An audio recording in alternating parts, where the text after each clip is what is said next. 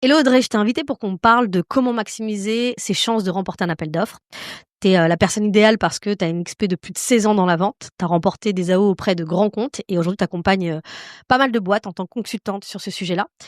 J'aimerais aujourd'hui qu'on parle du constat, les appels d'offres, pourquoi il y a peu de contenu là-dessus, sur comment réussir ces appels d'offres. J'aimerais qu'on parle de comment savoir si un AO, un appel d'offres, vaut le coup d'y aller ou pas. J'aimerais savoir aussi Mmh. également le process, que faire quand on se lance. Et on va aussi également parler d'IA, de comment utiliser l'IA pour maximiser et surtout gagner du temps, être beaucoup plus efficace dans les réponses à nos appels d'offres. Allez, c'est parti. Comment tu vas, Audrey? Ça va très bien Laetitia. Je suis super contente, de revenir sur Vendu, mais cette fois-ci C'est en vrai que tu es vidéo. déjà venue sur Vendu, tu fais partie d'une des premières à m'avoir fait confiance. Déjà, je te remercie pour ça. Et moi, je suis hyper contente de t'avoir sur le podcast pour un sujet sur lequel, franchement, j'ai essayé de chercher des choses en France sur les AO. Et en fait, j'ai trouvé qu'il y avait très peu de choses pertinentes. En fait, ça va pas très, très loin. Donc j'ai l'impression que c'est un peu, une expertise que certaines personnes, dont toi, ont et gardent précieusement. Et donc du coup, faut connaître ces personnes-là pour être aidé et cetera. Toi, aujourd'hui, tu as décidé d'orienter ton activité que là-dessus et d'aider pas mal de boîtes, sur ce sujet-là. Donc c'est l'occasion de t'inviter et de partager, en fait, ton expertise, au maximum. Bienvenue sur Vendu, le podcast commercial de référence pour augmenter vos taux de closing. Ici, on discute des meilleures stratégies de vente pour conclure plus de deals, fidéliser ses clients et rendre ses commerciaux plus performants. J'ai des discussions sans filtre avec celles et ceux qui font de la vente au quotidien, des sales leaders, des top performers. On va dans le détail, on donne du contexte pour que vous puissiez repartir avec de la matière actionnable. Je suis Laetitia Fall, je vous embarque dans une nouvelle discussion. Installez-vous confortablement. C'est l'heure de votre dose de culture sales. Bonne écoute. Déjà pour commencer, j'aimerais qu'on passe un petit moment pour redéfinir c'est quoi un appel d'offres. Notamment, il y a cette différence entre appel d'offres public et privé. C'est quoi les différences? OK. Alors déjà un appel d'offres, c'est, une entreprise, que ce soit, privée, ou publique ou une institution publique qui va identifier au sein de son organisation un besoin qu'elle ne peut pas adresser ou pour X raisons qu'elle ne veut pas adresser. Donc en fait, cette entreprise-là, elle va organiser une mise en concurrence où elle va proposer à des entreprises qui vont être volontaires pour démontrer leur capacité à adresser le besoin qui a été identifié. OK? Donc ça, c'est vraiment, la base de ce que c'est un appel d'offres. Et l'idée, c'est que derrière ça, l'entreprise qui a, la meilleure proposition puisse remporter le deal. Dans le privé et c'est en fait, c'est intéressant que tu parles de privé et public parce que souvent quand on parle des appels d'offres, les gens pensent souvent aux appels d'offres publics. En fait, ça concerne les secteurs et en fait, donc du coup, aujourd'hui, je vais essayer d'être très, généraliste dans mon discours parce que le vocabulaire peut varier, dans le pu que ce soit du public ou du privé. Globalement, un appel d'offres, c'est toujours le même process. Tu vas recevoir un cahier des charges. Tu vas ensuite avoir droit à une question de session-réponse en tant qu'entreprise, candidate auprès de l'entreprise prospect. Ensuite, tu vas pouvoir envoyer ta proposition. Tu as une soutenance, mais ça, c'est, optionnel. En fait, c'est pas forcément le cas, tout le temps. Négociation, décision, contractualisation et après, bah, tu délivres, voilà. Donc, ça, c'est déjà les bases de ce que c'est un appel d'offres. Pourquoi les boîtes lancent des appels d'offres aussi? Parce qu'en fait, souvent, c'est du business, en fait. Donc en fait, les gens pourraient se dire: «Ben, pourquoi ils envoient juste pas, un cahier des charges à une boîte qu'elles connaissent?» et cetera. Globalement, que ce soit dans le privé ou dans le public, pour plusieurs raisons. La première, mise en concurrence déjà pour avoir, ben, le meilleur rapport, qualité-prix. OK? 2e raison, souvent les appels d'offres, c'est des sujets qui vont être critiques pour l'entreprise, que ce soit en termes de budget ou de sujets qui vont être traités. Donc en fait, se dire que tu vas mettre autour de la table toutes les entreprises qui sont pertinentes sur le sujet, ça te permet de, structurer déjà une décision qui est complexe. Tu vas inviter les achats parce que budgétairement ça doit rentrer, tu vas inviter les opérationnels parce que d'un point de vue, technique, ça doit être conforme, et cetera. De cette manière-là aussi, ça te permet d'avoir une vision du marché, de ce qui se fait, de ce qui se fait pas, tu vois? Et de te dire que naturellement, en fait, tu vas dérisquer aussi la prestation que tu commandes.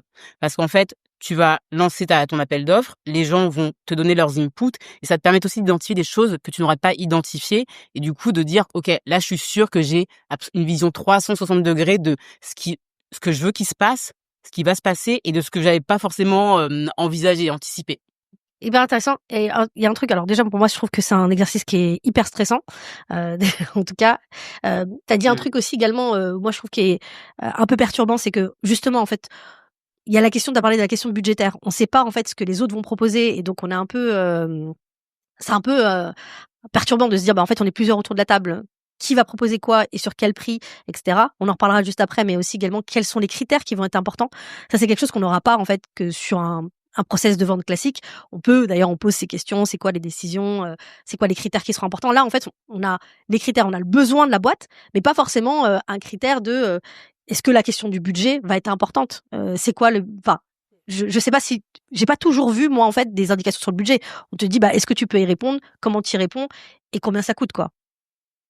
Alors, ça, c'est assez intéressant et c'est là aussi, j'ai oublié de répondre à ta question sur la différence entre marché public et marché privé. J'y reviens, mais je réponds à cette question-là d'abord. Dans le cadre des marchés publics, très souvent, tu as une indication de budget maximum, Mmh mh. tu vois? Donc déjà, ça te permet de pouvoir jauger et moi, ça a pas été rare dans le cadre des appels d'offres, privés, d'avoir ces indications-là, également, tu vois? Et puis après, j'ai envie de te dire, très souvent quand, les acheteurs et les opérationnels vont noter, les propositions, ils vont pondérer, en fait, leur notation. Ils vont dire: «Bon, bah, on veut mettre, je sais pas, 20 de la note sur le budget, soit 80 sur, la partie Mmh. purement technique» et je vais te dire un truc, si ta solution leur convient vraiment, mais que tu es un peu hors budget, les gens vont s'asseoir et parler avec toi. Mmh. Ils vont te dire: «Bon, vous êtes très bon. Par contre, vous voyez la proposition qu'on a reçue de l'entreprise A, nous, on veut bosser avec vous». Donc, j'ai envie de te dire, quand il y a pas d'indication, de budget, c'est que la conversation, pour moi, reste ouverte, OK, tu vois? très clair. Je voudrais bien qu'on parle de avant de parler, parce que j'avais une question qui était justement à quel moment une boîte devrait se préoccuper de faire des appels d'offres ou pas? Parce qu'il y a des boîtes, parfois c'est trop tôt, elles sont pas assez structurées et cetera. Mais avant ça, j'aimerais aussi également qu'on commence à parler du fait qu'on a quand même beaucoup de commerciaux ou de fondateurs ou, d'équipes qui vont perdre du temps sur des AO sans savoir si elles ont une chance. Donc c'est quelque chose dont on va parler sur comment savoir si un AO, vaut le coup ou pas. Mais du coup, j'aimerais qu'on aille sur une question un peu précise. C'est, justement sur cette partie publique et privée. Hem, Moi, de mon expérience, le public, c'est un bourbier. Le privé, c'est quelque chose justement pour moi, je le vois plus comme une grosse opportunité d'aller sur des comptes beaucoup plus pertinents, plus gros, sur lesquels en fait, il y aurait eu aucune chance d'y aller, en direct. Qu'est-ce que tu penses de ça? Oh là là, j'adore ce que attends. En fait, OK, déjà, je réponds enfin à ta question et après je réponds à celle-là. On va faire les choses dans l'ordre. Déjà, différence entre privé et public. Le public, il est régi par le code de la commande publique. Donc ils sont quand même très, très, très, très contraints en termes d'appels d'offres. Dans le public, alors que dans les appels d'offres privés, ils vont être contraints par, la politique de l'entreprise, du secteur, de la branche, mais en fait, c'est beaucoup plus, flexible. Dans le public, une fois que l'appel d'offres il est lancé, tu ne peux plus parler aux achats et aux opérationnels, c'est fini. Ou tu peux poser des questions, mais via, une plateforme qui est sécurisée, un mail, qui est sécurisé et toutes Mmh. les questions que tu vas envoyer, quand ils vont t'envoyer la réponse, ils vont la transmettre à toutes les entreprises qui candidatent. Il y a un souci de transparence qui est super, qui est super important, en Mmh. fait. Et en fait, ce qui est assez drôle dans ce que tu dis, c'est que tu dis ça parce que aussi tu as un profil commercial Mmh. et clairement dans le public, ton levier, en fait, commercial, il est beaucoup moins Ah important. complètement, ouais. Mais moi je dirais pas que, les appels d'offres publics sont plus bourbiers, c'est qu'en fait, ils nécessitent le même travail commercial en amont que les appels d'offres privés, en fait. En fait, le truc, c'est que les gens, ils pensent que, le public, c'est un peu du lead magique parce que souvent, tu reçois un appel d'offres public parce que tu le vois passer sur Mmh. une plateforme qui est dédiée. Donc tu as un peu l'impression que, ah bah, c'est du lead, en fait. Mais c'est pas ça, en fait. En amont, Enfin, il ouais. faut avoir Ouais, parlé bien aux sûr. autres, il faut avoir parlé le travail de développement Mmh. commercial et limite, pour moi, ça fait partie des raisons de ne pas y aller, en fait. En fait, tu vu l'appel d'offres, tu les connais ni d'Ève ni d'Adam, bah, en fait, c'est presque no go, en fait. Mmh. Je suis gagné beaucoup de deals, en fait, de manière, enfin, de il y a des deals qui sont très clean et tu peux vraiment y aller sans leur avoir parlé. Mais en fait, ça t'exempte pas de faire ce travail-là, tu vois? Et aujourd'hui, dans le public, l'État, il a développé une plateforme qui s'appelle Approche, qui permet, en fait, aux entités publiques de dire: «Nous, on va lancer un projet sur tel sujet. Le projet, il va sortir, dans 2-3 mois, voire parfois dans 2-3 ans. Les entreprises qui sont intéressées, levez la main» et ça te permet de commencer Mmh. les tu vois, avec, ces interlocuteurs-là, ce qui est l'équivalent de ce que tu peux trouver dans le public qu'on appelle les RFI, les Requests for Mmh. Mmh, mmh, Information. mmh. OK. Ta réponse, elle est intéressante parce que c'est une réponse de pur commercial et je la comprends et Moi, j'ai pas moi-même, je confiance dans ce préfère les genre de appeler. truc, c'est pour ça que je te disais ça. Ou Ouais, ouais, c'est ça, mais ou tu bah, surtout un un profil qui est pas hyper pertinent dans la boîte, mais avec qui tu as eu un bon fit. Pas qui est pas pertinent, j'aime pas dire ça, qui est pas au niveau de la décision et cetera, qui trouve que ce que tu fais qui est pas mal, qui te donne cette information et cetera. Tu as pas creusé plus et qui t'a dit: «Ouais, il y a probablement un appel d'offres et cetera». Toi, tu vas y aller, sauf qu'effectivement, comme tu dis, tu as pas fait tout ce travail-là de parler avec tous les gens importants, d'avoir fait le même travail de mapping que tu ferais dans une boîte classique. Du coup, tu t'es contenté de: «Ah, il y a un appel d'offres et donc du coup, je vais juste envoyer mes éléments». Tu, mobilises, un sales ou 2 sales, ton équipe, pendant 2-3 jours dessus, pour, collecter et faire en sorte que les choses soient bien, et cetera et finalement il va rien se passer, quoi. Enfin voilà, il va rien se passer et du coup, voilà. Donc c'est pour ça que je te posais la question, est-ce que et du coup, ça va avec ma prochaine question, c'est à quel moment une boîte devrait se préoccuper, parce qu'il y a une question de structure, il y a une question de mindset, il y a plein de choses dedans, devrait se préoccuper justement de faire des appels d'offres. Parce qu'il y a encore plein de boîtes qui veulent cibler des grands groupes, mais elles ont même pas ça en tête, quoi, de faire des appels d'offres, alors qu'elles pourraient en faire notamment sur des boîtes privées, mais aussi sur des boîtes publiques.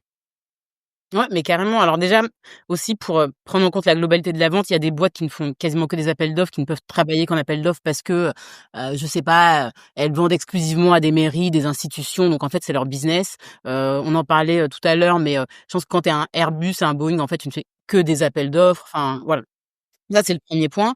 Après, j'ai envie de te dire, pour le reste des boîtes qui ont capacité de faire du business complètement, en direct, et qui se posent cette question-là, à partir du moment où tu es en capacité de délivrer ce qui est demandé, tu peux te lancer sur les appels d'offres. À partir du moment où ça va pas, cramer les ressources de ta boîte, tu peux te lancer sur les appels d'offres. Après, il faut garder aussi en tête le sujet de la maturité de ta boîte. Tu vois? Typiquement, dans les marchés publics, quand tu as moins de 3 ans d'existence, ça va être compliqué en fait de vraiment candidater. Tu vois, c'est aussi une différence entre le privé et le public.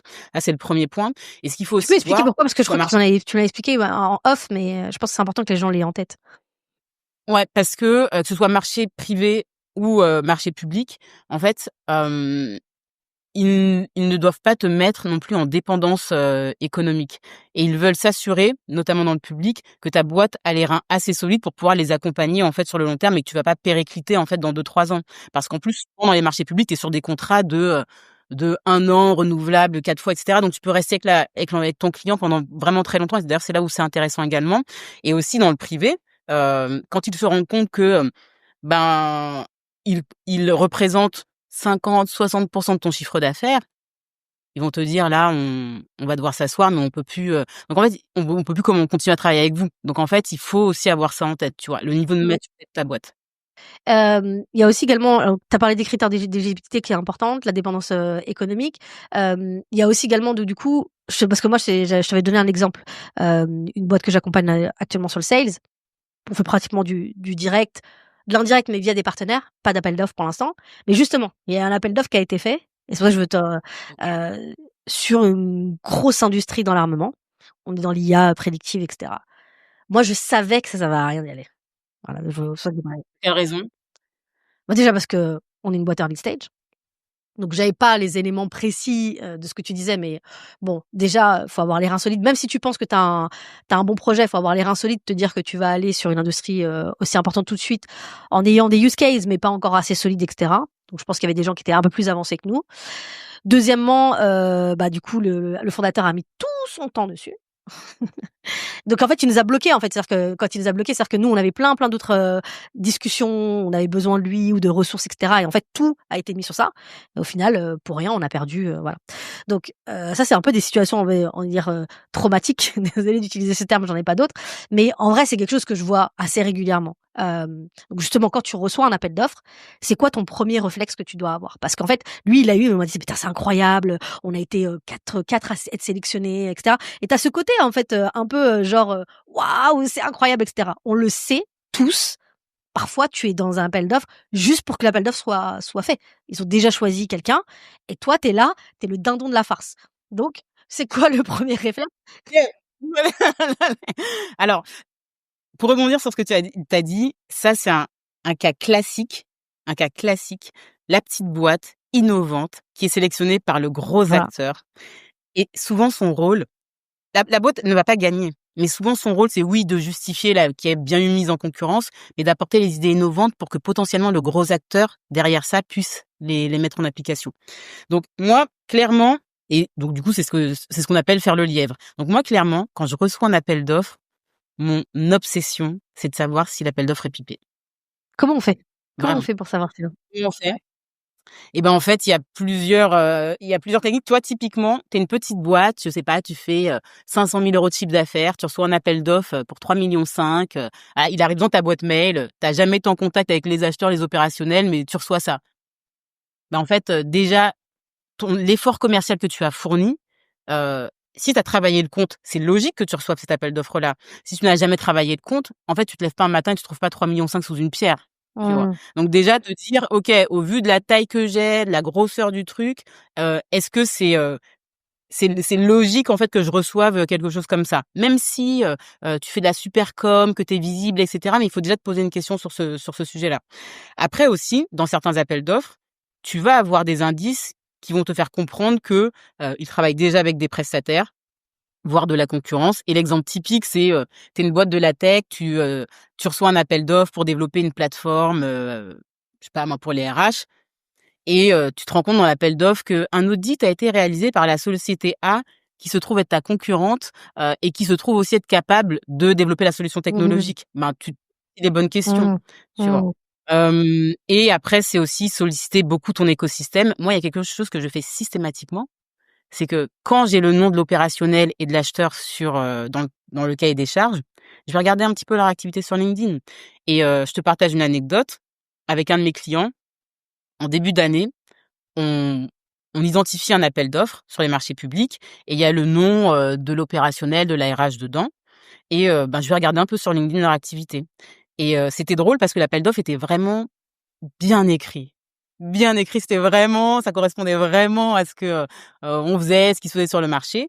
Et en fait, je me rends compte que, 1 mois avant la publication de l'AO, ben, l'opérationnel a publié des contenus de la concurrence, de mon client. Mmh. Et là, tu dis: «Il y a peut-être connivence et tout ça». Ça, c'est pour moi, C'est red flag. ouais, c'est red flag. Donc moi, ma première obsession, c'est: est-ce que l'appel d'offres est pipé? Après, une fois que tu as ça, Alors, il y a un avant que tu continues, j'aimerais juste se poser cette question-là. Parce que du coup, tu dis, en gros, un cahier des charges un peu trop précis, un lien sur LinkedIn. Mais ça, c'est hyper important parce qu'on pense pas moi, j'ai jamais pensé à le faire, d'aller regarder sur LinkedIn si la personne est déjà connectée et bien connectée, s'il y a des échanges et cetera. Parce qu'on se sert souvent de LinkedIn pour aller spammer les gens. Mais ça, c'est important de savoir, en fait, s'il y a des connexions qui sont déjà faites avec tes concurrents. Mais une question que j'aimerais te poser, c'est est-ce que la chose que tous les commerciaux ont un peu en tête, c'est de se dire que la plupart des appels d'offres sont pipés, c'est vrai ou pas? Ou c'est exagéré de dire ça? franchement, personne n'a les chiffres. OK, Personne n'a les OK. chiffres. Hem, Mais en fait, j'aime bien ton approche. je Ton approche, elle est simple. Elle dit si tu as travaillé le compte, si, tu es en bonne posture en termes de ton produit et que du coup, c'est logique que tu sois dans même si tu as parlé avec au client il y a 1 an, que tu l'as pas closé, et cetera, mais que c'est logique, on parle plutôt du privé, mais que tu es dedans, ou bien sur le public, tu traînes beaucoup dans le monde public, beaucoup d'acteurs te connaissent et cetera, et que c'est normal effectivement, même si tu l'identifies sur un site internet, que tu y répondes parce que tu te dises: «En fait, j'ai mes chances, je connais plein de gens, je peux réactiver des choses» et cetera, et cetera. Donc en fait, c'est ça en fait le curseur ça va avoir. Donc peu importe finalement si les appels d'offres sont pipés, c'est est-ce que tu es en posture d'avoir une bonne place quoi? En fait, c'est ça. ouais, non, mais c'est exactement ça. Et tu vois, juste pour en revenir sur la différence public-privé, dans le public, au-dessus d'un certain seuil de budget estimé, ils sont obligés, en fait, de publier un appel d'offres. Donc, je crois que le seuil le plus bas, je crois que c'est 40 000 € de mémoire. Quand tu vois un appel d'offres pour, 15 000 €, ah, ils étaient pas obligés, en fait, tu vois, de le Mmh. publier. Donc tu peux te dire qu'ils recherchent potentiellement vraiment un prestataire, Mmh. Ah, c'est important d'avoir ces signes-là. OK. OK. tu vois? Et en fait, c'est plein de petits, Signaux. c'est signaux comme ça que, l'expérience, en fait, te donne et que tu dois aussi, connaître, tu vois? Faire des recherches sur internet. Souvent les boîtes, et notamment dans le public, quand elles commencent à travailler avec un acteur public, elles vont faire des communiqués. «Ah, entreprise A a gagné un gros contrat avec la Société Générale». Bah, en fait, tu vas le voir sur internet, tu vois? Donc, si la boîte elle est déjà en place et que dans le cahier des charges, tu vois que ça ressemble quand même pas mal à un renouvellement de prestations, que ne perds pas ton temps. Tu vois ce que tu disais avec ton client, ça a mobilisé beaucoup l'équipe, on était petits, on a juste perdu du temps, tu vois? Il faut faire cette recherche-là. Donc moi, mon obsession, c'est le go, no go et si je dois aller plus loin et vraiment donner, un outil pratique qui pour moi devrait être si tu as un seul outil, c'est celui-ci, c'est le go, no go. La fiche de peu importe sa forme, moi je dis fiche de go, no go Ça parce peut que être j'ai un toujours créé des fiches Excel, de ça go. peut être, peu importe, ouais, avec des critères, Peu ouais. Mais c'est ça, mais c'est ton outil d'aide à la décision sur lequel tu as travaillé en interne dans ton entreprise. Donc, quels sont nos critères importants? On les pondère et sous cette note, même si, OK, il faut pas non plus être obtus, on y va ou on n'y va pas, Mmh. tu vois? Et clairement, si tu veux avoir une fiche de Gonogo vraiment de base, pour moi, il y a, 5-6 critères. Le premier, c'est déjà, est-ce que, tu peux faire le job qui est décrit dans le cahier des Très charges? important. Of course. Voilà, la base. Deuxième, est-ce que tu as une indication de budget aussi? Parce que parfois, en fait, on comprend pas les mêmes choses. Ensuite, est-ce que tu connais l'organisation? Donc ça, c'est ce qu'on vient de se dire avec le travail commercial qui doit être fait. Est-ce que tu connais le champion? Donc le champion, on peut avoir, plein de discussions sur ce que c'est et cetera, combien il y en a, mais est-ce que tu connais les gens? La concurrence et ça en revient à l'obsession numéro 1 qui est: est-ce que l'appel d'offres, est pipé? Donc tu dois faire tes recherches et est-ce que tu es en capacité de répondre dans de bonnes conditions? Et quand je m'attarde sur ça, c'est, est-ce que j'ai le temps matériel pour répondre? Est-ce que j'ai les équipes qui vont m'aider à répondre, sur le sujet? Tu vois, c'est tout ça et normalement, ça c'est vraiment, je pense, les questions de base à te poser. Si tu réponds oui à tout, il y a pas de raison en fait que tu puisses pas y aller. Par contre, il y a des sujets, il y a des critères critiques comme la concurrence où là, même si tu couvres, l'expertise, même si tu as le budget, même si tu connais l'organisation, ben, parfois ça vaut pas le coup d'y Ouais, aller et surtout que et mais parfois tu as un peu l'expérience, enfin, l'expérience, j'ai pas d'idée d'exemple précis, mais je sais que ça pourrait m'arriver de dire oui, enfin, tes critères, je les trouve, excellents, en me disant: «OK, peut-être qu'il y a un concurrent, mais moi, si je suis au début d'une boîte et que évidemment j'ai le temps, j'ai la possibilité, et cetera, et cetera». Quand je dis début d'une boîte, c'est pas, on est 2 fondateurs et on y va, quoi, mais un peu plus structuré. Je me dirais peut-être que je peux y aller parce que je peux être concurrentielle vraiment sur le prix. Si je suis capable tu vois, d'y aller, d'apporter la valeur, de faire l'extra mile. Souvent quand tu es une boîte, tu vas vouloir, jeune boîte, tu es le challenger, tu vas vouloir faire l'extra mile. Avec un prix ultra concurrentiel, tu dirais d'y aller ou en fait, non parce qu'à partir du moment parce qu'il y a un truc que tu as dit au début que je trouve hyper intéressant, c'est que parfois l'appel d'offres est fait aussi également pour, prendre une décision complexe d'un achat, sur une solution et je sais pas pourquoi, mais j'ai un peu entendu le fait de c'est aussi une manière de se baquer. Surtout dans moi j'en parle beaucoup, tu sais, dans mes contenus de dire: «Aujourd'hui notre principal ennemi en tant que sales, c'est l'indécision, de nos prospects» et j'ai envie de dire c'est un peu, tu vois, le truc de personne s'est fait virer parce qu'il a choisi Publicis, tu vois? Et qu'il y a un peu ce truc-là aussi également dans l'appel d'offres, tu vois?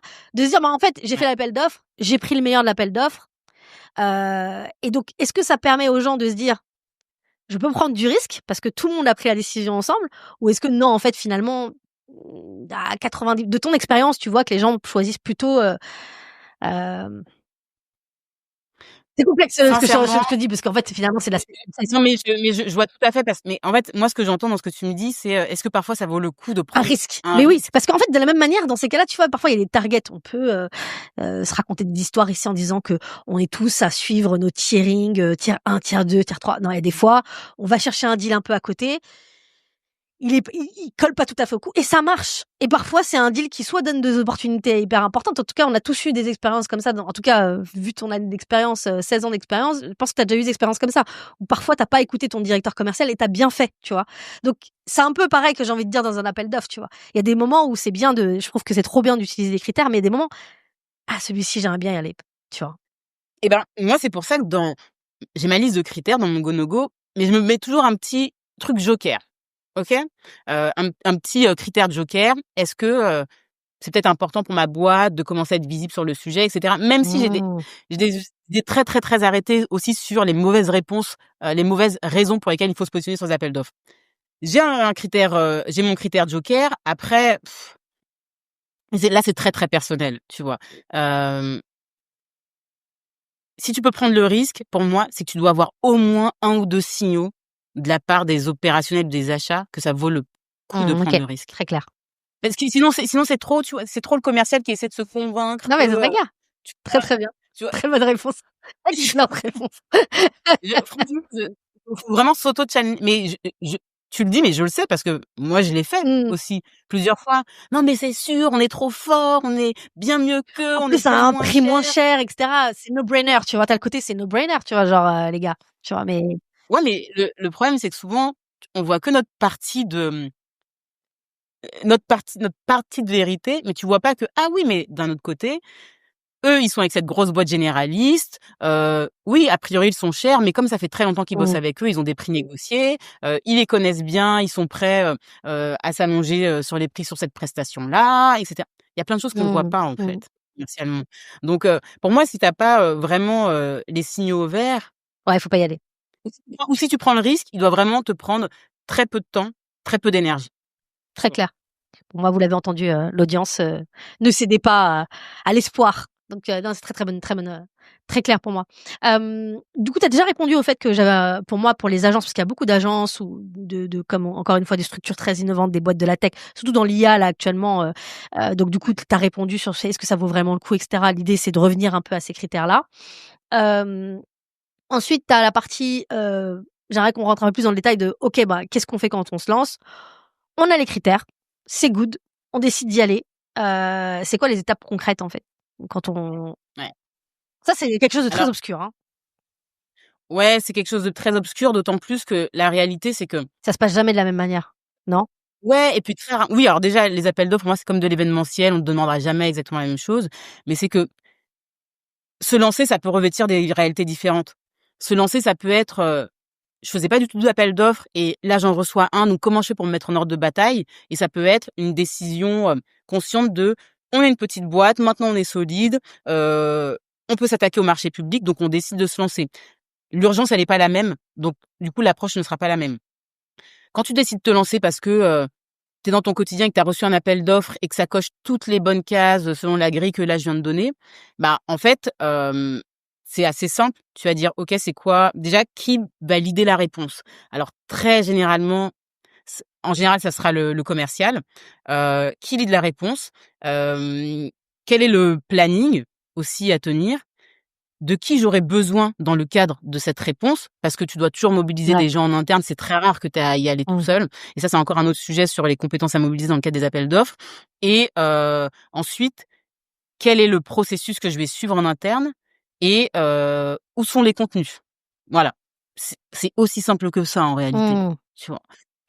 Et ça, c'est vraiment uniquement pour la partie, réponse. Après, tu as la partie soutenance, mais si tu veux, on pourra en parler.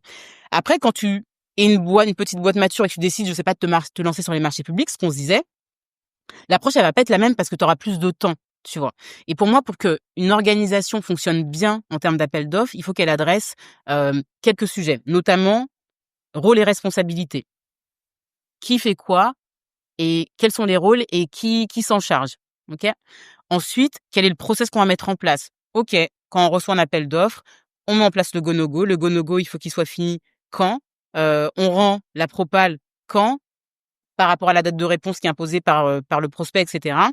Et ensuite le contenu, qui est un vrai sujet, mais ça on en parlera sur l'IA, parce qu'en fait, qui n'a pas, dans le cadre d'un appel d'offres, passé 2 heures à essayer de retrouver le cabis de moins de 3 mois sur Infogreffe et ce jour-là, le site d'Infogreffe ne marche pas. Tu vois ce que je veux dire? Ah oui, untel avait répondu à tel propal qu'il a gagné, il avait mis tel paragraphe qui pourrait t'intéresser. Le On temps perd qu'on son perd sur il ça, faut tu ouais. vois? Donc en fait, pour moi, le système, il est simple. Rôle, responsabilité, process et contenu.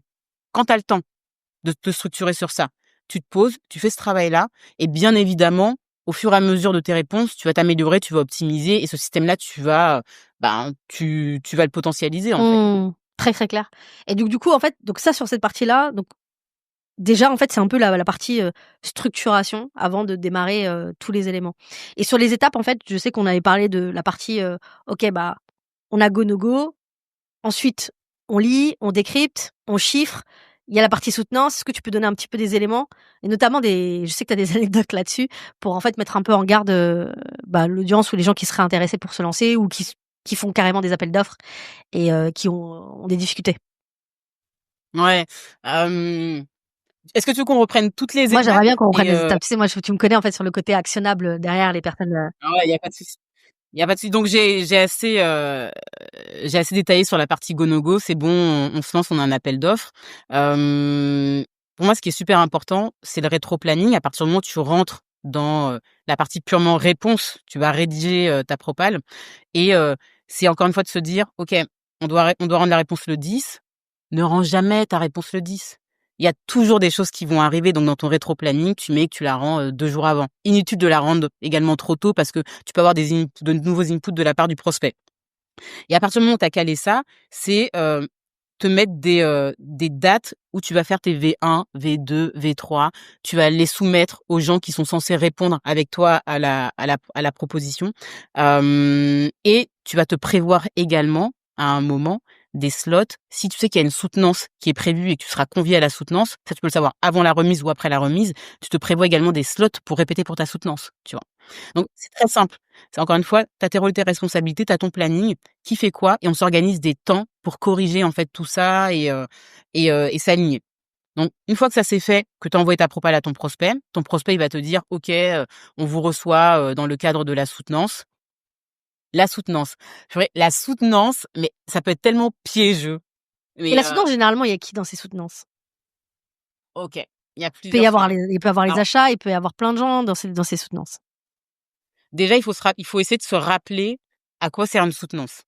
La soutenance, c'est le moment où, tu vas rencontrer ton prospect, ou ton client actuel, hein, pour lui démontrer ta capacité à adresser le besoin, en sachant qu'a priori, vu qu'il te convoque, tu l'as déjà un petit peu convaincu. Donc déjà, le premier er c'est tu vas pas représenter la même proposition que tu as envoyée, en fait. Tu vois? L'idée, c'est pas de dérouler exactement la même chose. Donc déjà, pour moi, en amont de la soutenance, il y a plusieurs choses. Qui y va? Pour savoir qui y va, tu dois savoir qui est présent. Et ça, c'est une autre difficulté de la soutenance parce que, tu dois adresser des sujets financiers avec les achats et des sujets Mmh. opérationnels avec les opérationnels. Et puis parfois, maintenant, il y a des Les achats, gens, c'est dur. C'est vrai que c'est dur. ouais, Ouais. on peut en parler. Il y a des gens côté, RSE et cetera. Donc par rapport aux gens qui seront présents et aux thèmes qui, seront abordés dans le cadre de la soutenance, ça, tu peux aussi l'avoir en amont souvent, et ben, tu mobilises la bonne équipe. Parfois, tu sais que quand ton sujet est critique, que c'est un gros appel d'offres, que tu engages vraiment ta société, parfois tu dois mobiliser ton CEO, en fait, Mmh. pour envoyer un signal fort. Cet appel Il est d'offres, important pour votre tout. boîte, elle est Ouais, il est important pour pour tout. nous, tu Ouais. vois? Et qui y va, ça dépend de la criticité de l'appel d'offres et des gens qui seront Mmh. présents et de ce qui te sera demandé, Mmh. tu vois? Ensuite, encore une fois, tu vas en soutenance, tu la répètes. Qui Moi, je veux non que tu mais me racontes, en fait, cette non, anecdote-là que tu m'as racontée aux gens parce que ce côté-là je de non mais répéter, c'est important. ah ouais, non, mais je vais la raconter. Je déroule ce qu'il faut faire et après je raconte tout ce que j'ai pas fait. Heu donc soutenance, répétition, t'en fais au moins 2. Au moins 2 parce que la première c'est un peu brouillon, un tel était dans tel sujet et cetera, il s'est pas concentré. La deuxième on est au carré, puis éventuellement 3. Moi, très souvent, ce qu'on faisait, c'est qu'on se réunissait juste avant la soutenance pour répéter, rapidement, tu sais, dans un café à côté. Attention aussi dans les cafés parce que tu peux trouver la concurrence qui répète juste à côté de toi et cetera. Donc, les répétitions. Ensuite, tu viens en soutenance, c'est un événement important. Tu viens pas habillé, n'importe comment. Tu viens habillé de manière, aussi adéquate. C'est bête, hein, à dire, hein, mais ça aussi, je pense que ça envoie un signal fort et bon, tu fais ta soutenance, tu déroules, tu prends bien soin d'identifier les bonnes personnes quand tu fais le tour de table pour savoir aussi à qui t'adresser sur les différents sujets. On se met d'accord sur qui va dire quoi, qui va traiter de tel sujet quand tel sujet sera abordé par le prospect. Finance, un tel. Sujet technique, un tel. Bon, normalement, ça, tu sais et quand tu sors de soutenance, bah, tu débriefes. «Ah Mmh. OK, là on a mal répondu, là tu aurais dû dire ça» et cetera et s'il y a des choses à envoyer pour repréciser que tu es autorisé et cetera, faut pas hésiter à le faire, Mmh, mmh mh. Mmh, tu vois? mmh mh. Et moi clairement j'ai vécu des soutenances où, je vais partager, cette anecdote-là parce que je pense que encore une fois c'est un de mes souvenirs professionnels les plus traumatisants de ma vie. En fait, j'aime bien parce qu'on a tous un deal trop mal, tu vois? Donc c'est normal et qui fait que ça te met sur le droit chemin, en fait, à chaque fois, ce rappel-là, donc c'est logique. Ouais, c'est, il y a quand je bossais chez Valtech, donc agence, tech digitale, on ouvre ce gros, gros, gros client, par une toute petite prestation. Puis il nous fait confiance, il apprécie la collaboration, il nous sollicite sur un gros projet à nouveau, heu, satisfait et ensuite il nous sollicite sur des marchés. Et là, c'est encore plus intéressant parce que c'est des marchés que tu remportes sur 3, 4, 5 ans, en fait. Donc tu sais que tu vas avoir du flux, du business rentrant sur plusieurs années. Et vient cet appel d'offres-là. C'est pas exactement dans le cœur de ce qu'on veut faire, mais on sait très bien faire et ça va nous rapporter du chiffre et on a les gens pour, adresser la prestation. Et moi, j'ai besoin de 2 personnes pour m'aider sur la réponse d'un point de vue technique. Pour, X raisons, la personne qui doit m'aider, en fait, me dit, «Je pourrais pas t'aider, voilà, je viens pas, je suis pas disponible». Et je me retrouve à répondre à la réponse avec 2 nouveaux dans la boîte, donc des gens qui maîtrisent pas complètement l'offre et cetera. Moi-même, j'ai très peu de temps, donc en 2-3 jours, on plie la propale et je fais, la proposition tarifaire, au doigt mouillé, quoi. Et je me dis: «Allez, c'est bon, on y va, ils nous connaissent, ils nous apprécient, on bosse bien ensemble». L'acheteuse, elle nous a reçus plusieurs fois, ça se passe bien. On y va, on prépare rapidement, la soutenance, dans un café le matin, enfin bref, je passe ce détail-là. On arrive en soutenance, on s'est fait démonter. J'aime trop ce genre d'histoire. Quand tu fini ça, j'aime L'acheteuse, elle a ouvert la proposition commerciale, proposition financière et bien évidemment, quand tu réponds mal à une proposition, à un appel d'offres, ouais. ça se voit quand il y a des incohérences et elle me dit: «Mais je comprends pas ce tarif-là, alors que sur tel marché, vous êtes comme ça Surtout qu'il y et a ça». aucun moyen de pipoter un acheteur. J'ai Leur travail, c'est de débusquer des les scammers. les les intrus. Voilà, tu vois? Et on s'est fait mais vraiment démonter et elle nous a dit en gros, ben, vous revenez avec une propale. Ce marché-là, on l'a gagné, Non, mais on tu doit vois? noter que tout Mais ton travail d'avant a fait que tu as pu, c'est compliqué. lâcher un petit peu du lest et ensuite que ça avoir une deuxième chance. Bon, voilà. Mais en tout cas, moi, je trouve ça intéressant cette anecdote au-delà du fait que c'est drôle et qu'il faut toujours avoir une anecdote, en fait, qui nous remet, comme je disais, dans le droit chemin et qui fait que, justement, là, depuis tout à l'heure, tu insistes vachement de préparer vos soutenances 2 fois au moins, et cetera.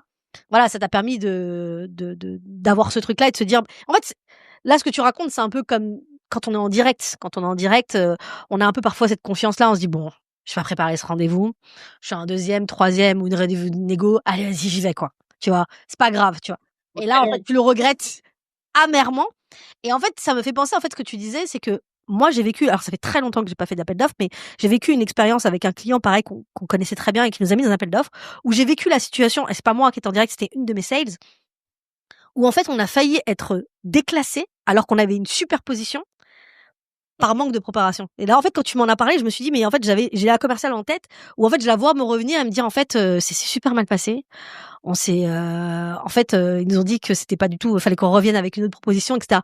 Et en fait, quand tu me parles de tout ce qu'on doit mettre en place, vu que nous, la plupart de nos clients, c'était pas par l'appel d'offres, on faisait de l'appel d'offres par opportunité ou quand, sur des trucs pas pipés, mais où on était bien positionnés, où fallait, mettre en tout cas qui justifie qu'ils avaient mis en concurrence des gens.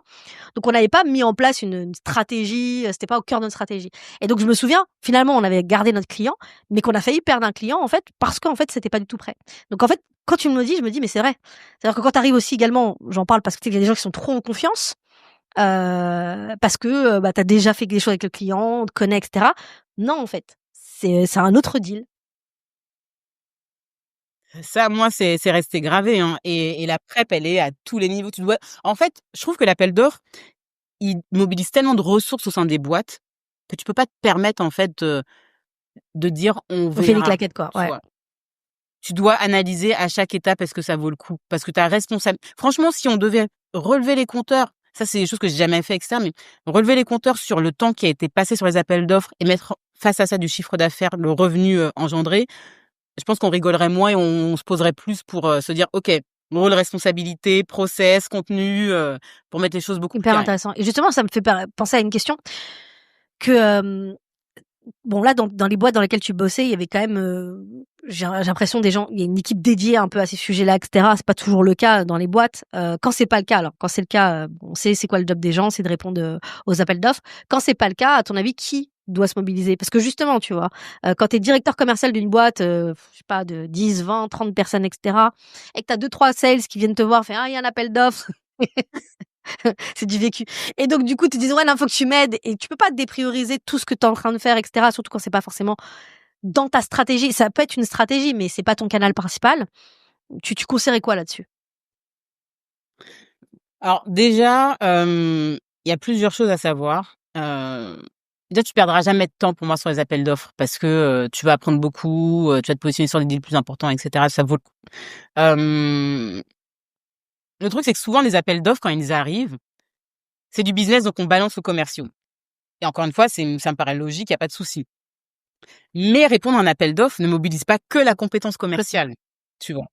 Hem, à minima, tu as la compétence commerciale, tu as la compétence technique, tu vois? Enfin, ce que ton entreprise vend, en fait, tu vois? La compétence métier, quoi. Tu as la Marketing, compétence financière parce ouais. que tu dois sizer un truc, tu vois? Faut pas que tu fasses couler ta boîte dans 3 ans parce que tu as vendu, à 3 de marge, tu vois? Mais Bon, il ça, faut ça dépend des business, mais tu vois? il faut au moins le DAF Tu et as le la RAF compé dessus, quoi. exactement, tu as la compétence légale, Ouais. tu vois? Tu as la compétence mais ça, on va en reparler avec lui, Oui, c'est pour ça rédactionnelle. que je parlais marketing pour moi, je mettais ça dans le marketing. Dans quelle mesure tu arrives à marketer le Rédac truc, qui fait que les personnes ne sont pas obligées de relire, 20 fois la phrase pour comprendre ce que tu veux faire, quoi? Mmh. rédac, tu vois? Et les 2 dernières compétences pour moi qui sont indispensables et souvent à côté desquelles on passe, gestion de projet. Parce que si tu es commercial, tu dois avoir toutes ces compétences-là à minima et à traiter d'autres personnes. Gestion de projet parce qu'encore une fois, un appel d'offres, c'est un projet, c'est comme de l'événementiel, tu as un objectif, une deadline, des choses à produire, des gens à mobiliser. Et la plus importante, je crois, après la commerciale, le leadership.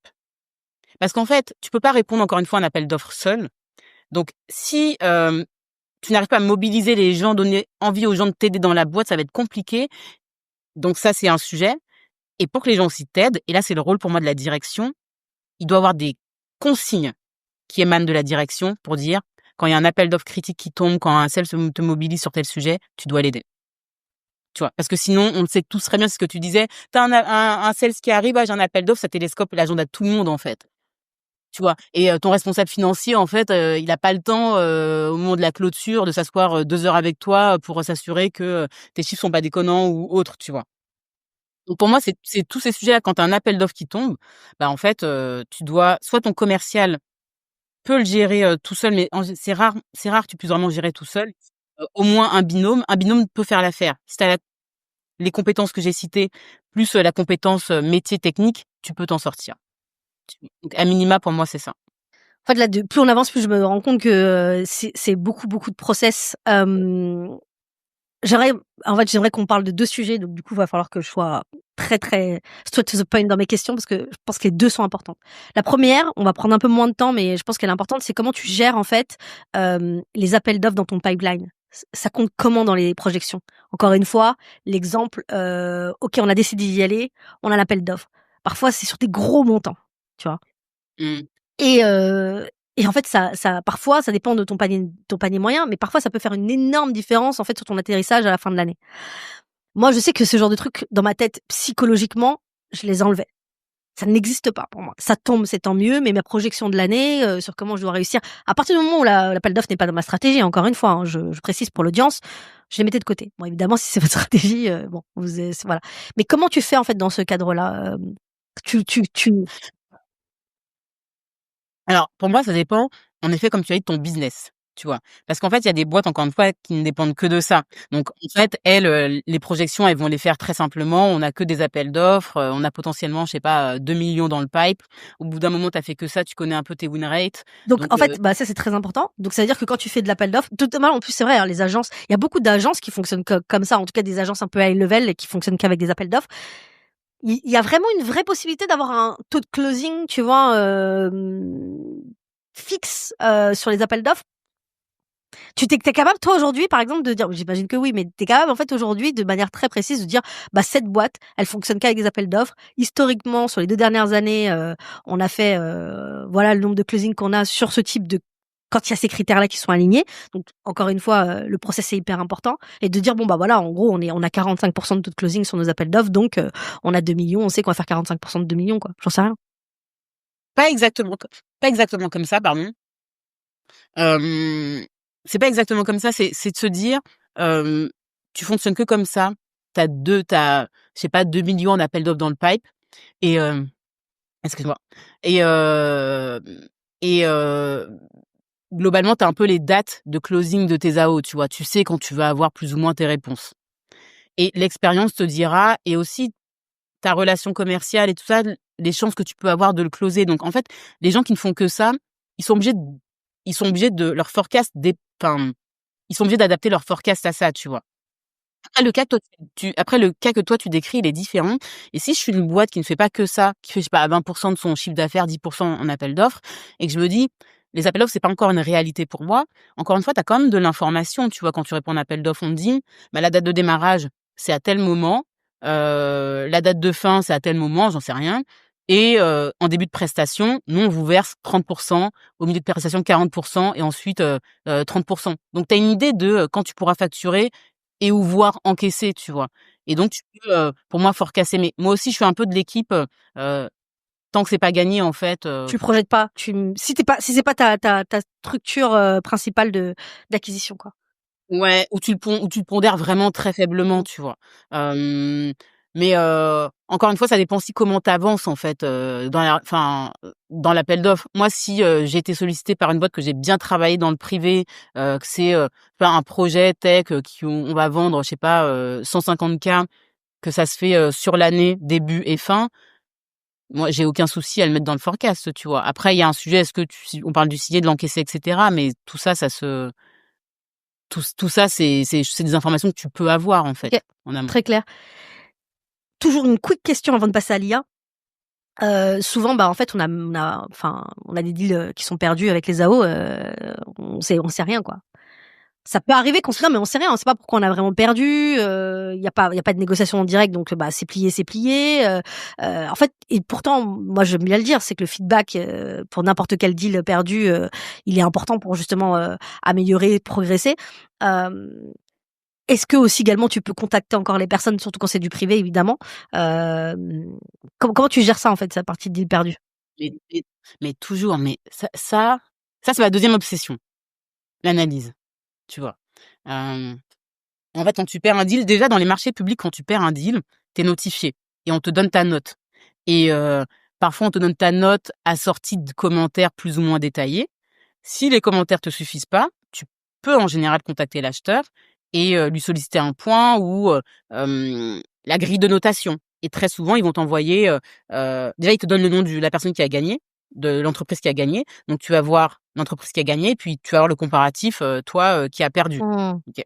Donc dans les marchés publics, tu pas, normalement, tu pas de souci. Si tu veux avoir l'info, tu peux et dans le privé, en fait, en tant que commercial, rien ne t'empêche de contacter l'acheteur ou l'opérationnel et de demander un point. Mais la réalité, c'est qu'on le fait pas. Non, c'est pour ça que La ouais, réalité, si tu as perdu, tu as perdu. la réalité, c'est que les gens, ils ont tu commercial, tu as ton pipeline à gérer, ton activité, tu dis: «Oh, on a perdu. Ah, c'est le budget. Ah», tu poses les gens dans le couloir: «Ah, vous avez perdu? Ouais, c'est le budget, laisse tomber, ils ont pris un tel». La décision, elle est toujours plus complexe que: «Vous étiez trop Ouais, cher», complètement. tu vois? Et en fait, on le fait pas et tu sais, ce qui est assez intéressant, c'est qu'il y a des choses à traquer quand tu fais de l'appel d'offres. Quantitatif, ton win rate, parce qu'en gros, aussi au bout d'un an de pratique d'appel d'offres, tu fais 15 de win rate en fait, à un moment, faut t'asseoir, faut que tu améliores ça. En qualitatif, pourquoi on perd, donc ça, on vient d'en parler et après pourquoi on gagne. Ça, c'est aussi un autre sujet. Mmh. On gagne, on est tellement content, en fait, on était parfait et cetera, mais qu'est-ce qui nous a permis de Complètement, ouais. gagner, qu'on pourrait utiliser pour gagner encore plus d'appels d'offres et augmenter ce win rate, tu vois? Mmh. Donc mais ça, c'est un vrai sujet, mais on le fait pas parce on est dans le quotidien de l'activité commerciale et Comme beaucoup de choses qu'on devrait faire et qu'on fait pas, qu'on dit qu'il faudrait faire mais qu'on fait pas. En tout cas, hyper, ouais. intéressant. Donc j'aimerais qu'on parle de l'IA. Ce serait peut-être Mmh. un épisode à part entière, mais quand même, évidemment, j'essaie maintenant de parler d'IA à chaque sujet que je traite parce que ça voilà, aujourd'hui, ça change en fait notre manière de vendre. Comment l'IA justement peut nous aider à gagner du temps sur les AO? Parce qu'on l'a dit, c'est une question de process, mais c'est surtout c'est consommateur d'énergie, énormément. Tu l'impression parfois tu peux passer 2 heures, tu disais, sur des choses, mais parfois sur, un deck, sur une présentation, sur une virgule, sur, voilà, sur des fautes, qui peuvent parfois voilà, il suffit dans les grosses industries où tu as des profils un peu, on parle on va Pointillé. et que tu as des fautes, et cetera, ça peut te tuer, quoi. Ça peut te Ouais, tuer. ouais. Donc ouais, comment ça t'aide, en Bah, fait, la partie IA, comment? déjà, l'IA, elle est déjà là, dans le monde des appels d'offres, que ce soit privé ou public, hem et elle est là à différents moments. du process de l'appel d'offres. Le premier, aujourd'hui, tu as des plateformes qui te permettent de, notamment dans les marchés publics, de sourcer tous les appels d'offres publics sur ton sujet, de les sourcer et ensuite de les analyser en automatique plutôt que tu aies à te palucher en fait tous les documents, ils vont te faire un résumé. Donc déjà, ça te permet de faire ton go-no-go beaucoup Ouais. plus rapidement. Moi, après, clairement, j'adore ce genre de fonctionnalité. J'ai mon côté un petit peu parano. Je voudrais pas qu'il y ait une information qui passe, donc je m'arrive encore de relire quand même le cahier des charges de mon côté, mais ça t'aide déjà beaucoup. Ça, c'est au niveau vraiment de la réception du cahier des charges. Et ensuite, là où ça va être vraiment game changer, et c'est encore une fois déjà là, c'est que tu as maintenant beaucoup d'aide à la rédaction de propositions. Et la rédaction de propositions, ça marche comment? Soit dans le privé ou dans le public, c'est qu'ils vont te demander de télécharger donc sur la plateforme des propositions éventuellement gagnantes que tu as eu dans le passé ou ton contenu d'entreprise, et ils vont t'aider à rédiger ta proposition en fonction de ce qui est demandé dans l'appel d'offres. Bien évidemment, aujourd'hui, je pense qu'il y a peu de solutions qui sont en capacité de t'aider à 100% dans la rédaction, mais déjà un 50-80, ça te fait gagner beaucoup, Mmh. beaucoup de temps, tu vois? Donc là, ça va être intéressant. Après, pour l'instant, moi, je trouve ça super positif. Je sais pas comment ça va Il y a des codes évoluer. un peu quand même Heu, aussi rédactionnels en fait dans un appel d'offres, tu vois? Et donc tu peux y répondre avec l'IA. Après je me pose la question parce que en vrai je sais pas, ça se trouve tu vas me dire: «Non, non, pas du tout Laetitia», mais les gens se disent pas, comme du contenu par exemple sur LinkedIn, tu vois? C'est insupportable maintenant toutes les IA qui, écrit des posts qui se ressemblent tous, voilà. Donc là en fait c'est un problème parce qu'il y a quand même l'élément créatif, on a envie d'avoir un peu la personne. J'ai pas l'impression que, tu vois, sur un AO, tu te dis: «Ah ouais, moi je veux savoir un peu sa patte, ce qu'il pense, c'est quoi?» On n'est pas sur du tu vois, on n'est pas dans ça, tu vois? Il faut que ce soit très formel, non? ah, mais attends, attention, pour moi, la formalité et la personnalisation, c'est autre chose, et la créativité, tu vois? Pour moi, il faut cocher les cases. Ce qui t'est demandé, le formalisme de l'appel d'offres, tu dois le respecter.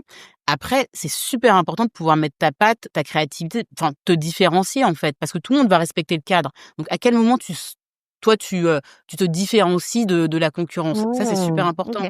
Et en fait l'IA pour moi, ça c'est un peu un danger que j'identifie. En tout cas, je me pose des c'est pas un danger, mais je me pose des questions. Hem, si tu utilises une plateforme qui t'aide dans la rédaction, de ta Ça propale, que, ton concurrent utilise la même plateforme et que vous vous positionnez tous les 2 sur le même appel vous aurez le d'offres. même, la même réponse, plus ou moins. Ça, c'est un peu une de mes craintes, mais de toute manière, je ne pense pas que l'IA ait pour vocation de t'aider encore une fois à répondre à 100, mais peut-être un 50, C'est ton peut-être t'aider assistant, à c'est créer ton le assistant, en fait, effectivement.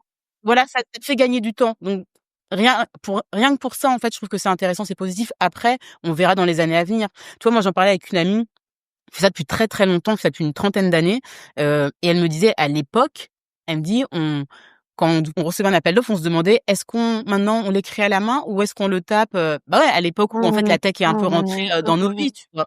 Et ce qui est assez intéressant, c'est qu'elle me disait, heu le temps de réponse avec les années s'est raccourci, je pense grâce à la technologie, et je pense que ça va potentiellement faire la même chose avec l'IA. Le temps de réponse, parce que après les boîtes, elles vont comprendre que maintenant tu mets ton appel d'offres, ta boîte dans l'IA, enfin dans la Mmh. plateforme, et tu vas pouvoir, sortir une proposition Mmh. super rapidement, tu vois?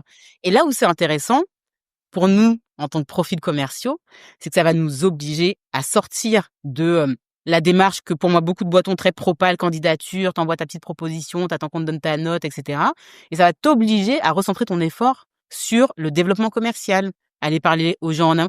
Li l la proposition ne sera que, le formalisme comme un CV. Le but d'un CV, c'est de décrocher un Mmh. rendez-vous, c'est pas de décrocher le Mmh job, tu mh. vois? Donc la propale, ça sera juste: «OK, on a montré patte blanche, est-ce qu'on peut aller en soutenance?»